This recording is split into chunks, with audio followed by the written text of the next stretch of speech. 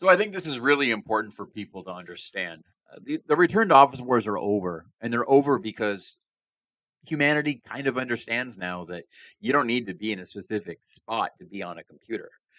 We have phones that we can take everywhere with us, and we're literally able to get work done on our phones these days as we walk down the street. So it doesn't really make a lot of sense to have somebody be in a specific location to be on a computer. It's actually really inefficient. And so the general thing you have to understand from this headline, you can read the rest of this as well, but only 6 out of 158 US CEOs are trying to force a return to office. That's basically one in like 22 or so. And so the big issue there is that remote and hybrid have won. If there's something that you actually physically need to do in the office, then I guess that would make sense. If your job is about doing something like you're working in fast food and you have to be there to actually make the food, that makes sense. But if you're on the computer and you can be anywhere, it really doesn't matter. I mean, honestly, as an American citizen, one of the big things that I found is that there just isn't a lot of real good talent in software. There's a lot of people who claim to be good, but the fact is, from a business perspective, it's just safer to hire American citizens if you're a business based in America, because at least then you know that your employees have to follow American laws. It's just safer and it's less business risk. But outside of that, making sure that they can be wherever they need to be in front of a computer just makes sense from a business perspective. And so, as I create my own companies, I'm not going to have a situation where we're going to have a dedicated office or a dedicated campus. It just doesn't make sense to me. And so, from my perspective, as somebody who's been a hiring manager, who's been an engineering director, if I see a opportunity come to me and they're claiming that I have to be in a specific office or that it's hybrid, then that's a red flag to me. Because what it says is that the leadership above me doesn't understand actual leadership. And what means is that they're weak and that they don't understand technology, which means I'm not going to enjoy myself working there anyway. So it's just better that I not apply. And the good news is I've got lots of friends in software who agree with me. And what we've done is we've basically started doing two things. If the role is not fully remote, we don't apply. If they use Workday, we don't apply. That's why I have that tab up. I was invited by a company this morning to apply for a job.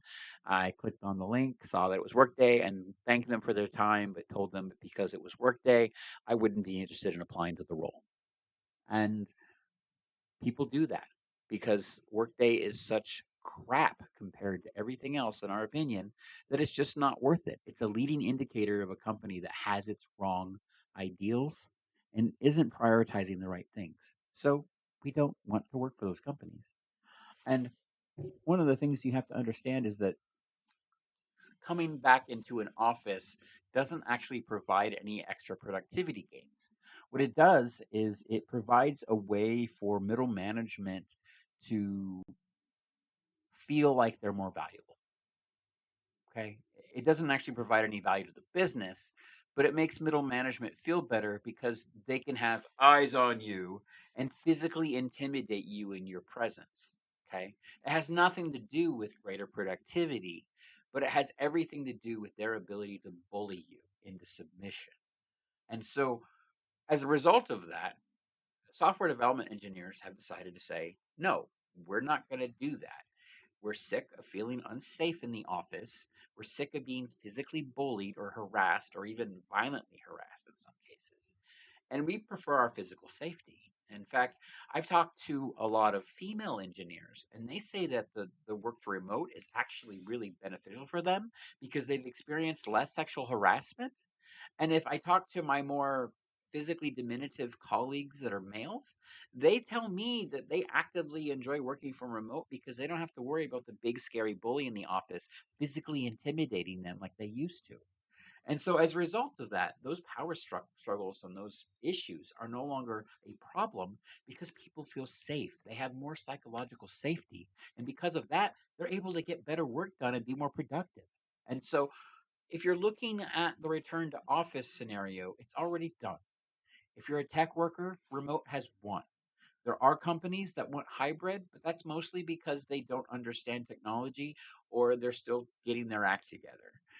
Look for fully remote roles. Stay away from companies that are trying to force hybrid.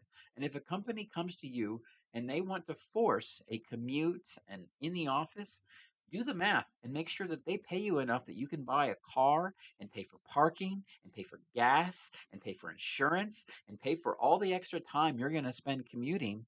Because let's face it, companies haven't been paying for that until now, and they should.